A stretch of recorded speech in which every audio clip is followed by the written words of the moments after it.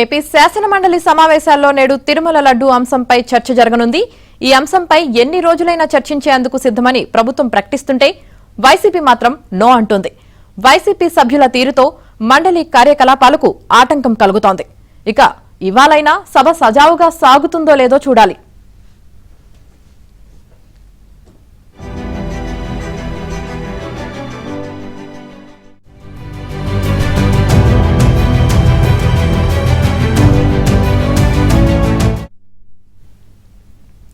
శ్రీవారి లడ్డూ ప్రసాదంలో కల్తీ నెయ్యి సరఫరాకు బాధ్యులను గుర్తించేందుకు ఏకసభ్య కమిషన్ అధ్యయనం ప్రారంభమైంది.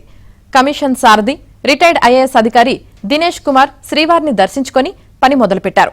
నెయ్యి సేకరణకు సంబంధించిన దస్త్రాలను పరిశీలించారు. న్యాయస్థానంలో సిట్ ఇప్పటికే దాఖలు చేసిన ఛార్జ్షీట్లోని అంశాలను అధ్యయనం చేశారు.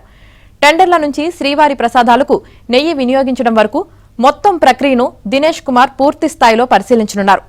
ప్రసాదాల వినియోగానికి రోజుకు ఎంత నెయ్యి వినియోగిస్తారు, ఎంత నిల్వ ఉంచుతారు, టెండర్లు ఎప్పుడు పిలుస్తారనే విషయాలతో పాటు టెండర్లు పిలిచిన తర్వాత జరిగే ప్రక్రియను అధ్యయనం చేశారు. అలాగే నెయ్యి సరఫరా కోసం నిర్దేశించిన ప్రమాణాలను పరిశీలించారు. మొత్తంగా 45 రోజుల్లోనే ప్రక్రియను ముగించాల్సి ఉన్న నేపథ్యంలో దినేష్ కుమార్ దస్త్రాల పరిశీలనలు ప్రారంభించారు.